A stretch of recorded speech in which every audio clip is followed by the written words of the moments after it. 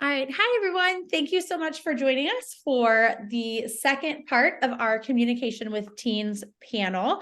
I am here with two new faces from last week's panel. We have Sue and Chrissy. So, Sue, if you want to introduce yourself and just tell us something about yourself. Yeah, great. My name is Sue Melarano, and I'm a licensed professional counselor here in Missouri. I have been in private practice for over 20 years, and my specialty is marriage and family systems. I've been married for 28 years, Wow. and I have three kids who I say kids, but they are 25, a son 25, a daughter 22, and another daughter 20. Okay. So I'll be coming at this from both a professional angle and a personal angle as a parent. That is awesome. Oh my gosh. So 28 years of marriage. That Yeah. is, so we should do another podcast on like long lasting Oh marriages. yeah. You would be Yeah. an expert in that Yeah. too. My college sweetheart. That is cool. Yeah. Sweet. What a cool story. We'll have to dive into that another time. And then Chrissy, want to tell us something about yourself? Sure. Chrissy Sturgis. I also am an LPC licensed professional counselor in Missouri. I've been practicing for about 5 years, but also was a pastor before that. And so have 22 years, I think, as a pastor, and doing pastoral counseling, and then did the LPC a little bit later on. I don't want to one up anybody, but I've been married 42 years. And coming up on 43 in June. And we have four sons, and they're grown. They're from 40 down to 30 years old. And then my husband and I also we have a nonprofit where we just care for the needs of 18 to 25-year-olds who are in need of extra help to get launched into their adult lives. And so we have a residential thing called a seat at the table, where we try to place kids who need that into family situations and put resources around them and such. So again, the coming from personal experience and interest and passion, and also professionally have worked with young people for a really long time. So Well, you guys have a lot of knowledge to share. So that's going to be perfect for this. I'm Alyssa Lipson. I am an educational coach at CCA and your host today. I've only been married for 11 years, coming up on 12. So I feel congrats. sometimes like that's a long time. But so for me, I have one teenager and then the rest are younger. So I am just loving listening to all of the advice and like the scenarios that I'm hearing from people come in, because I just feel like so much of what is talked about is relatable. Even if it's not your exact situation, you can take pieces of it or take advice from the therapist from last week and then from you guys too, and just apply it to your own life. So I just think that it's been very beneficial, even just for me. So I hope that everyone watching will feel the same way. So I'm just going to throw out a couple of different scenarios. I'll start just by saying one, and I will ask Sue, and then Chrissy, if you want to jump in with what your advice would be, that would be great. And we'll just go back and forth. So the first scenario that came through was a single mom that has a 15-year-old son that is acting out. So by acting out, not coming home sometimes, partying a lot, and the mom is completely lost on what to do. So, without having, the entire backstory, just with that brief scenario, what would you say? How would you handle it? What advice would you give? Okay, so my first thought when I thought about that scenario was the fact that she's a single mom, and how already what a challenge that would be, and it would be important for her to find ways to get support, whether that's through extended family or support groups or a church, but to know that it's hard enough when you have two people working together reinforcing things, but when you're alone in it, maybe you're trying to manage multiple priorities, work, other kids, it can be really, really overwhelming. So that was my first thought was, wow, that's hard as a single parent. Okay, then the second thing that came to me, well, actually, I was talking with my son, and he reminded me of, there is a psychosocial developmental stage for every. Erickson was the guy who kind of coined these different stages. And between 12 and 18, that psychosocial developmental stage is identity versus role confusion. And I Right. love this reminder because the parent needs to remember this is the stage where a teen or an adolescent is trying to figure out who they are. So that's identity work. Yeah. Who am I? Where am I going with my life? What do I want to do with my life? What matters to me? What are my values, my beliefs, my interests? Versus what does my peer culture tell me should matter and what is important? So it's the one time where there's a shift from loyalty and influence from family Mhm. to loyalty and influence to peers, which is why you'll hear a lot of parents say, and I remember these were not fun years, by the way. Personally, I can tell you, my kids listening, if you ever hear this, these were not fun years. But these are the years where you'll hear parents say, I don't even know who they are. Yeah. I don't know what's happened. This is not how I raised them. It's Mhm. because it's the one time in their life where belonging and fitting in is the most important. They'll do almost anything for that. So what I like to do to help parents when they're, having a situation like this is try to anchor them to a few things. And I like the idea of the boundary setting using the 4 anchors. Cloud and Townsend, they do a lot of boundaries work. They're authors.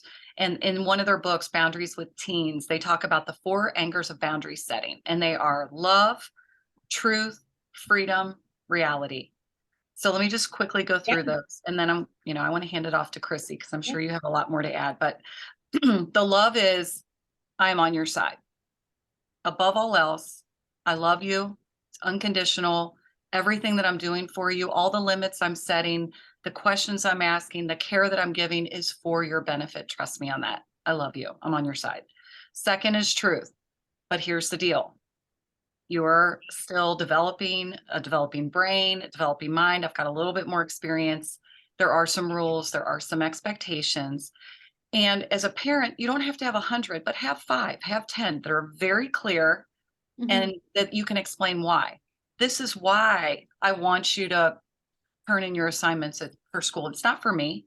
It's so that you have options and you have opportunities. I know you've talked about wanting to be this or that. Well, you want to have doors open for you. And one of the ways you'll do that is by doing these things now.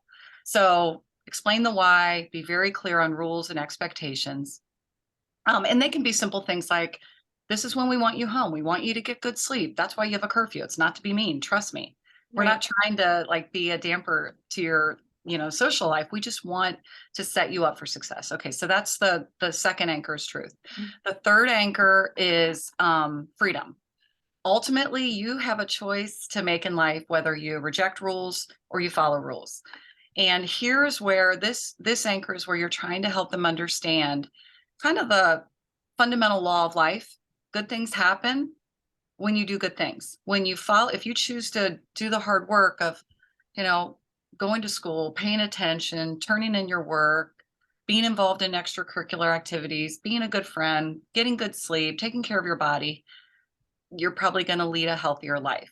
Yep. So that's what that one is. But ultimately, you're going to make these choices because you cannot force even your teen to do a lot of things, to be nice and to be polite and to help around the house and all those things. The fourth anchor is reality. Okay, so you ultimately have a choice, but just know that the choice will result in either a reward or a consequence. And this is where I encourage parents to be very clear and think through your consequences before you just throw them out. I can't tell you how many times as a parent I messed up and I'd be Okay. so upset in the moment. I'd say, you're grounded for a month. Yeah. I'm like, okay, that's not possible. And I knew I couldn't keep that. So the reward should be clear too. Hey, if you do this, you're going to earn this. This is going to be awesome for you. You're going to have a great savings account, or you're going to get a spot on the team if you work really hard, or you're going to get, more options for colleges if Right. you get good grades. Consequences, in this situation, maybe it's you're going to get drug tested. I need to make sure that you're healthy and safe. Maybe we're going to have to change your curfew for a while. Maybe you're going to lose social privileges. It's not a right, it's a privilege. Right. And so don't be afraid as a parent to remember that with your 15-year-old, you still are in charge. Yeah. Okay, so That was I can really add on cool. later, but let me just start with that. Those Fantastic. are a few nuggets I had. That was wonderful. And I will Fantastic. also, I'll make sure to link. So you talked about, there's a book that talks about that, correct? Yeah, there's two books I'd really, if I were to narrow it down to two books, the two books I'd recommend are Boundaries with Teens by Cloud and Townsend. It is a Christian-based book, so if that isn't someone's, preference, just you can either kind of sift through that, read through that, but know that there will be, biblical references. But I think the nuggets are so good in that. And then the other book is called Tough Guys and Drama Queens. Okay. And that book is by Mark Gregston. I actually heard this guy speak about 10 years ago. And, his basic premise is do whatever you can to keep the lines of communication open and stay in relationship. Okay. Anyway, and so those are the two books that I would definitely recommend. Okay. Well, thank you. Yeah, I'll make sure to link those for anyone Okay. interested Yeah. in reading more about that. So Chrissy, what are your thoughts on this one? I think you should call Sue and make an appointment. I know. I was just It's thinking like, fantastic. I mean, you just everything. Sue nailed it. I think, I really can't add much to it, except for I think you just kind of bounced off of this at the end. What is your long-term goal? Our long-term goal with a 15-year-old is that eventually we're going to hand off the reins of his life to him. Right. And so what is it? What are the steps that we can use all of those anchors?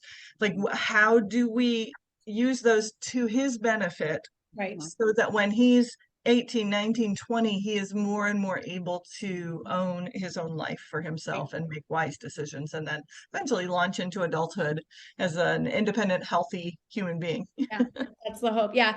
I think too, it's hard to get a 15-year-old to see long-term.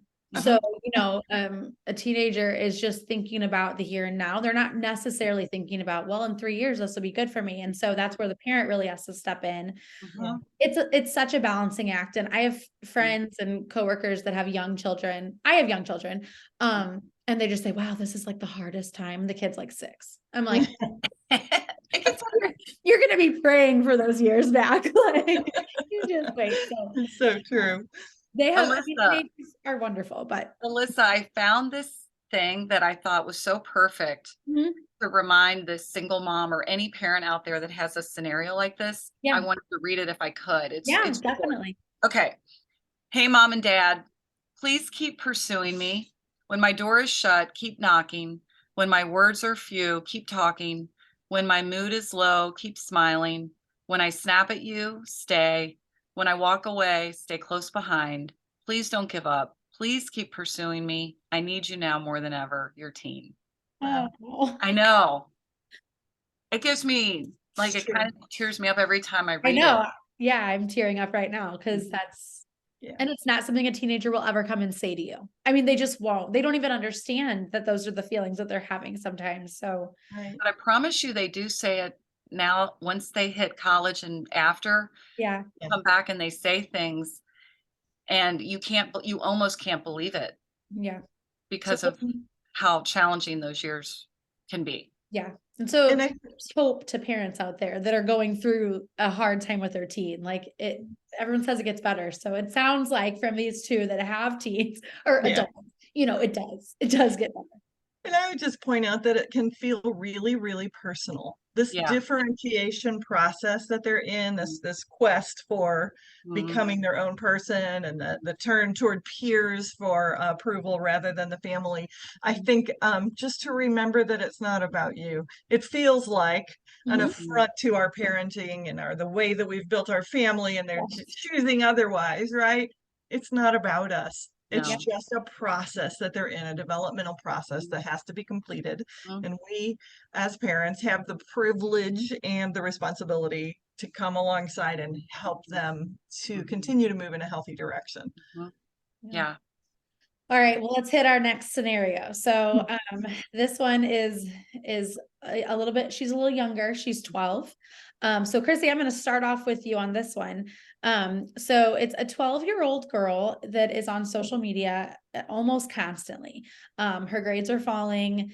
They've tried to set boundaries and the daughter just throws a fit. And sometimes she's threatening to hurt herself if she can't contact her friends on social media. So how would this parent begin to deal with a situation like this? Yeah, this is such I don't want to say common, but this scenario comes at us as counselors often. Okay. The social media hook is really, really strong, and it can hook them pretty deeply, if we let it. Yeah. I think the thing that went through my head when I was reading through this scenario first is that she's 12 and she is not wise enough or old enough to make her own decisions well for what is good for her and what is not good for her. And so we go back a little bit to this boundaries conversation, those same anchors that Sue just listed out, love and truth and freedom and reality. And so looking at the phone use, maybe working with her to come up with an agreement. How much time can we agree on would be a healthy amount of time that you would get to spend on the phone? Can we, back into that? And then now how do we put some controls around that? She needs her parents to help her with this because she's not managing it well. I said something earlier about handing the reins off of a kid's life to them, right? That's a long and slow process, and we give them a little bit of rope and they maybe don't handle it well and we have to reel it back in a little bit. So there's this dance that we do throughout adolescence of seeing what they're ready for and pulling it back. This little girl has been given too much and she's unable to handle it right now and she needs her parents to step in. And then the other thing is when she's, she's talking about threatening to hurt herself, we want to pay attention to that. I don't want to take that lightly. So maybe pushing in to assess that a little bit more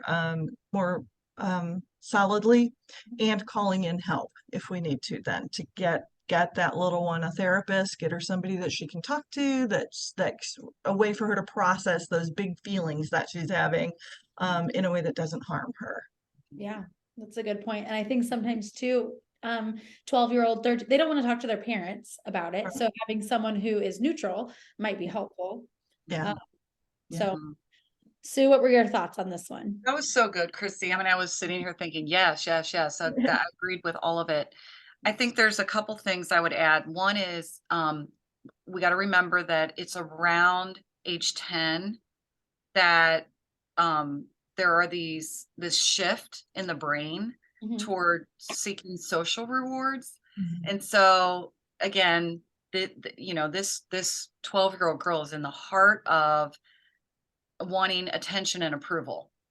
And we have given them these devices, unlimited, it seems sometimes, that are creating these massive dopamine hits in the brain. So, that dopamine is that part, oxytocin and dopamine are those receptors in the brain, or that the things that are released, the chemicals that are released that tell you this feels so good.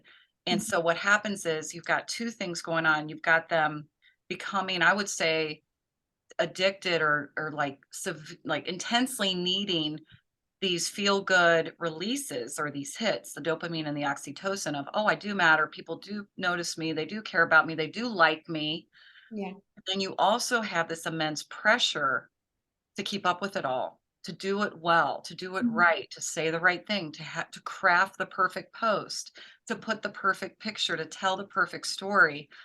And I have seen not only clients, from working with adolescents over the years, but also, I won't name my children, but my own daughters, let's narrow it that way, have a full-blown panic attack if they lost phone privileges and they could not maintain their Snapchat streak.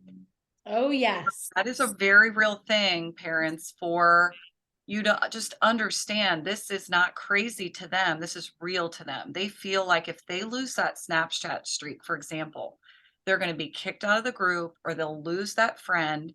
These are very unstable friendships a lot of times. These are not, and this because so many adolescents will report immense feelings of loneliness. Yeah. They're not feeling, they might have, 300 followers and they don't feel like they have a friend face to face to call their own. And that is unfortunately for some the reality of the situation, which is why I think they will say anything they can to maintain that device that they think is their lifeline Yeah. to being part of a tribe.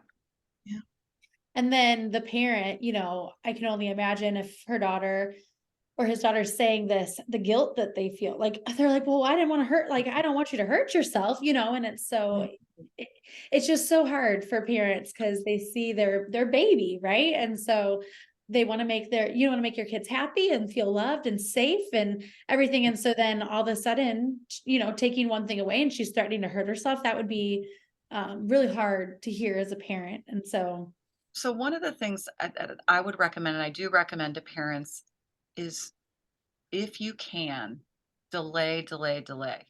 If yeah, you can delay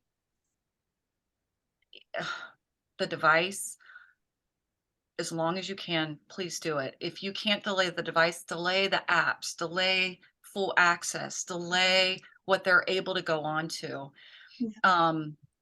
Chrissy said it, they really are too young so much of the time to understand this world that has opened up to them. They do not have a developed prefrontal cortex, so they are a lot of times in what we call monkey brain, reacting to things. Everything feels urgent and everything is emotional. That is not a great way to operate. We need monkey brain for quick, short spurts for fight or flight. We don't need to be in a chronic state of that. And a lot of times that's the case for them. So I would definitely put, as parents, be a parent. You're not, you think you're making them happy, but you're really not yeah, Yeah. in the long making run. them happy long term. So put limits. Don't let them have the phones overnight. I know kids hate when I say this to their parents, but have the phones, keep the phones either in your room. They say sometimes like a central space, but kids will sneak out sometimes and get them. So keep the phones or be able to just shut it down. I know people that it shuts down at 9:30 or 10 and they can have it again at whatever time the next day. There are some great options that carriers offer for Yep. parents to help their kids manage phone time.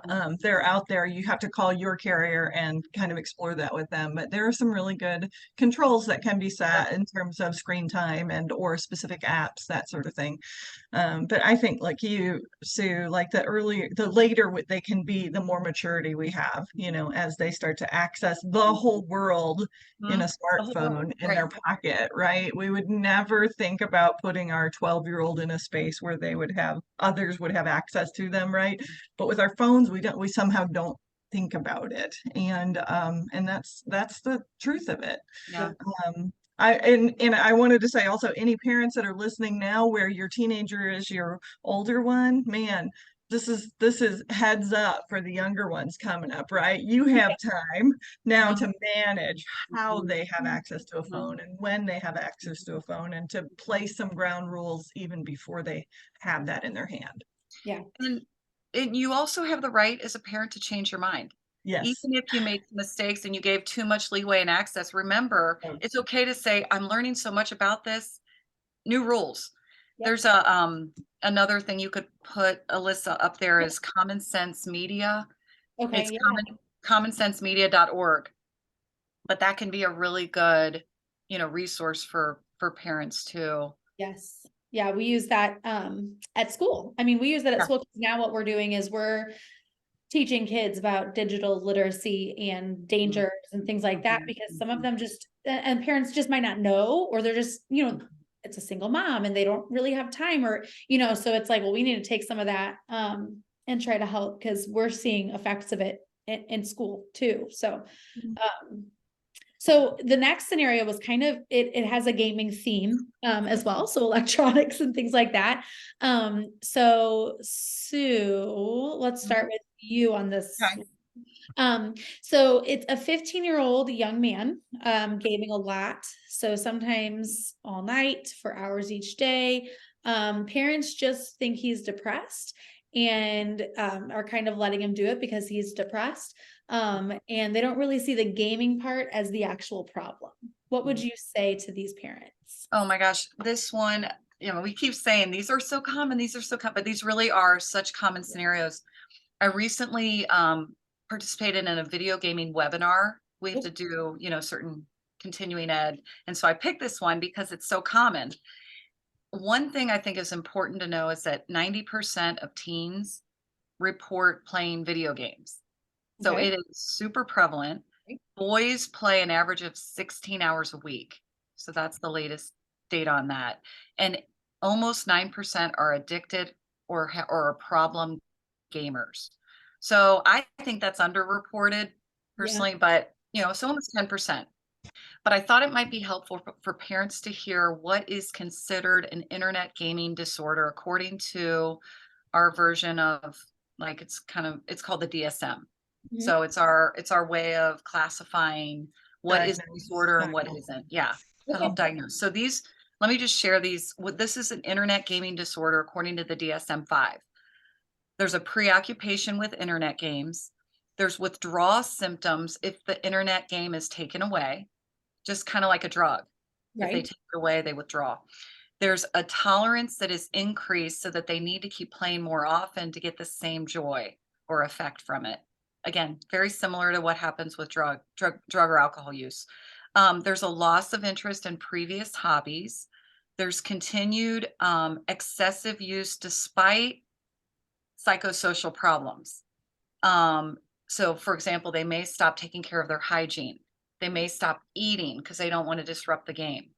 They may lose friends. They may lose their, connections with their family members. There's this, they have deceived others regarding the amount of gaming. So they lie. They say, no, I only played for an hour when it was 5 hours. Yeah. Or I went to bed at 10, but they were up all night. Right. That's a part of that. Um, they use internet games to escape or relieve a negative mood. So it's moved from being a recreational thing that's like a hobby to something that's now used to cope with how much they're struggling with other areas of their life. And then the final one is they've jeopardized or lost a significant relationship, job, or educational career opportunity as a result of the gaming. Wow. So I wanted to start with that just to throw that out there. Yeah. I mean, that sounds like, and some of it sounds like depression. So parents might think, well, they're withdrawn, they're not eating, they're like all these things that mimics depression. Mhm, But in reality, mhm, it could be a gaming addiction. mhm, That's mhm, very interesting. mhm, mhm. In which case, either case, we Yeah. need to get some help, Yes. right? If it's depression, then we Yeah. need to get some help for that. If it's a gaming addiction, we probably need to get some help for that as well. I don't think it's going to be just as simple as No. going backwards to try and set limits once it's, that horse is kind of out of the gate, right? And so I think that, that's a general helpful thing is to not to destigmatize Mhm, pulling a counselor in, getting mhm, a professional who mhm, has experience, who has some knowledge in these areas to pull them on our team, get mhm. another voice in that conversation. And it's kind of what you talked about earlier, Alyssa, in just that teenagers will listen sometimes to another voice, even if we're saying the same thing that the parents are saying. Sometimes teenagers hear it better coming from somebody else. Yeah. Mhm, And I like how you said team. I think that a lot of times parents might feel like they are in it alone. Or, it's their child. They know what's best. And a lot of times they do. That, of course, they love their child. And I mean, again, that's their dream. And but you have to remember that bringing people on, it's not a weakness, it's even a strength, because being able to say, hey, I need help, or we need help in our family, or that's definitely, especially because sometimes there is a stigma surrounding therapy. Yeah. So And like, it's a brave new world out there, right? We've got smartphones in the hands of pre-adolescents. We've got games that are addictive that hit, the gaming thing. It just hits the reward center of the brain. And that's exactly how a drug works, right? And so we've got some things that maybe we as parents didn't have to contend with and don't know how. We can't all be experts at everything, right? So we need to be able to reach out and gather some people around us to help us. I'm Well, scared. and I would add too that, remember that the games are designed to hook you. Yeah. Yeah. So, there's instant gratification, there's these constant game updates, there's these competitions and ranking systems, not to mention the social support where they become virtual best friends with people they've never even met, but that becomes their social system. Mhm. So one of the things I would say to parents is if you're going to start creating some limits because this has created a problem and probably not the fault of the child, it's just this is like a drug. I mean, they are designed to hook you. Mhm. So if you're trying to come alongside your child and help them, keep in mind that if you're taking something away, find something to help add in. So what else do they love? Would they love to do taekwondo? Are they interested in chess? Would they like to do, start doing something like active or physical? See if there are ways you could support them. Right. So that would be one of the things is try to find some sort of alternative that Mhm. could become equally satisfying and maybe even more so. I Yeah, love that, Sue. That's such a good Um, point. that yeah. is, yeah. If you're And just taking something away, make sure you're adding it in. And I think again, like it kind of goes back to the anchors you were talking about. Like you're allowed to set limits and you're allowed to, you have open lines of communication, but hey, I'm the mom or the parent. And I don't know, it all kind of ties back together. I think that's gonna be our theme is those anchors. yeah. Well, and there's also we can add this too, but there's a couple really good resources. There's gamequitters.com, there's healthygamers.gg, which when I saw that I thought, did I do a typo? But I double checked it. It's GG. Computer Gaming Addicts Anonymous. Anyway, there's some options out there for people that want to look into it. Okay, I'll definitely make Mhm. sure I link those. I typed them as fast as I could, but I might email you Yeah, soon yeah. with them. Okay, so the last scenario we had, Chrissy, are you okay on time? Yeah, yes. I Good. just want to make sure because it is a little bit Thank late. you. Um, so this one, it's pretty intense. So there's a 16-year-old, she's cutting. Actually, I don't know. Yes, she's cutting, she's hiding it. So mom has tried to talk to her. Mom is realizing that it's happening. She says it's not a big deal. It won't happen again. But she's wearing long sleeve shirts to cover it up. So, where would mom go from here? She wants to trust her daughter that it's not going to happen. And the daughter thinks she's blowing it out of proportion. But what should mom do in this situation? Oh, we'll go to Chrissy first. You want to go to Chrissy first? Just doesn't it? Yeah, Okay. okay. I think, first of all, my heart breaks for these parents because it's a nightmare, right? We want so much good for our kids, and when we find that they're hurting themselves, like that's just a really hard thing to process, um, and so it can feel very almost hopeless in the moment when you're in that situation. How do I maintain relationship with her, but I also know that she's lying to me about continuing to harm herself? And so I think one of the things that we struggle with as parents is being able to just have the conversation, to say the awkward thing, to point out the elephant in the room and be able to articulate it with the participation of that kid. And so I think, it starts with again, we're back to these anchors, right? The truth, the love, Yeah. I love you. There's a way to have a hard conversation, and typically the way that we do that is to sandwich it between affirmation. And so to come to her with this love, I love you. I see this thing that's going on with you, and as your parent, I can't let it continue. Therefore, then we talk about the truth. I know that you're harming yourself, and we're going to get some help, and whatever that plan might be. I think at that point, you want to have something sketched out. Um, but to continue on in those anchors and to have that frank conversation. She was 15 years old or 16? What was your 16. 16, yeah. 16? Yeah, so she's getting a little older. We're trying to help her figure out ways to manage her own life, and she's landed on one that probably gives a little bit of relief, but doesn't last, right? The other thing I would want for parents to know is that typically is not a suicidal ideation. That self-harm is not about killing themselves. A lot of times kids are feeling very numb. They're feeling very emotionally shut down. The act of cutting produces brain chemistry that helps them to feel again. And so it's typically not something that you have to panic about. Although I think it warrants close assessment. Yes. So this again, I keep going to this, but you gotta be ready to call a professional. You gotta get that kid to see somebody who can help her to manage the big emotions that she has that she's not dealing with well. That is so eye-opening. I would have never known that. If I were in this situation Mhm. and my child was doing this, I would immediately go to self-harm and, oh my gosh, they Yeah. are. I mean, just because you don't, I mean, I don't know, so I Right. think that is really important for parents to hear, and not that it's still a big deal and we need to Mhm. address it, but just not there shouldn't be like maybe that panic. Mhm. And I like the you called it between affirmations, we call that a Yeah. compliment sandwich. So Yeah. it's like, That's you're right. saying that you're doing work on this and you're doing Yeah, I love you. We Yeah. got some hard stuff, and I love you, right? And I Right. love you, and Don't so we're forget gonna I love do you. this together, right?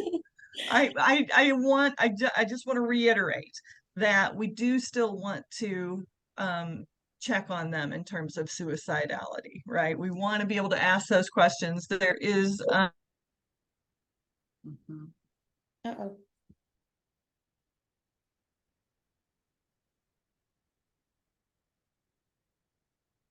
Can you hear her? No, You can either. can you hear Chrissy. me? Chrissy, we can't hear you. We don't know what Can't happened. hear you. We could.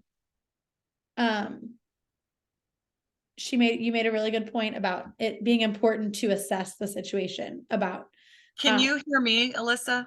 I can. Okay, can I just jump in here for a second? Yes, Okay, yes.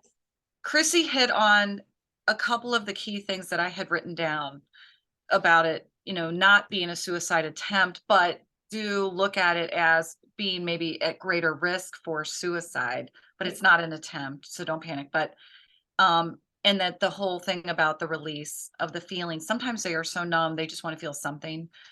But I think that the couple things to mention is that self-harm is not necessarily a mental illness, but Okay. is often associated with some mental disorders. So Right. the common ones that you can look for if you see that your teen is self-harming would be depression, eating disorders, post-traumatic stress disorder, and then something known as borderline personality disorder.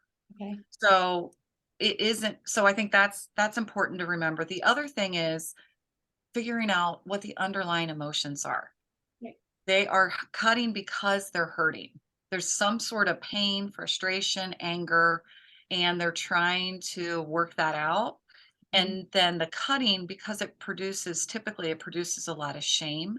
They don't usually feel good long term that they've done that. And that can set up a cycle that can become very habitual. So then, well, because now they're so filled with shame, they're going to cut to reduce or release the pressure of that horrible feeling, core feeling that they have. There are two, there's many, but there are two treatments that tend to work pretty well Okay. for people that are self-harming. One is called CBT, which is cognitive behavioral therapy. That's taking your negative thoughts, which a lot of times are distorted so that you're seeing yourself in a way that isn't real. And it's reframing those and finding better ways to cope. And then the second one is known as DBT. So CBT and DBT. And Okay. DBT is dialectical behavior therapy, which is looking at things like how to regulate emotions, how to tolerate distress, how to bring yourself back to a mindfulness state where you're not fretting about the future and you're not rehashing the past. Right. So anyway, I would recommend those two treatment modalities because they have really good success for people. Okay. But the bottom line is talk to them about it. Right. They want to talk to you about their pain. Right. This is just a coping mechanism that's a poor coping mechanism. It's not helpful to them and it can do some permanent damage. But the bottom line is I see you're hurting. Let's figure out what you could do instead Right. to help relieve that pain. It's a tough conversation. I mean, that's Yeah. hard. And I think it's important for parents. Yes, your child, getting them someone to talk to, but also, I mean, getting yourself someone to talk to, because that can be a really hard conversation to have, And just, I feel like having a therapist or someone who has heard of these things before, or they acknowledge that this does happen and you're not the only family going through this. I think that would be very empowering for them as well. So, Good. getting help around the spectrum. Well, those are the only scenarios I have. Or Chrissy, I don't know if I we think can- I'm back. I don't know what happened. It's good to hear from you again. It's something to do with my earbuds. Oh my gosh, I wonder if they connected. Did it connect to your- Probably That's to so something else. Maybe my phone grabbed Maybe. it, or so weird? I don't know. I don't know what happened. I'm sorry. Well, Whatever. I think we got like your biggest point was like, touching on, this is still something we really do need to assess. Yeah, Just- this And Sue kind of reiterated that. good. Thanks, Sue. Um, well, those are the scenarios I had for you guys. You were amazing. Thank you so much. I mean, I learned so much. And so, I'm really hoping that this was helpful for others. Obviously, if anyone watching or listening would like to get in touch with either of these two lovely women, I will have their contact information in the link so that you can communicate with them if you would like. Thank you guys so much for everything. Thanks, Alyssa. Thanks, Sue. Have Bye, a good Christy. night. Thank you. Bye, guys. Bye. Bye.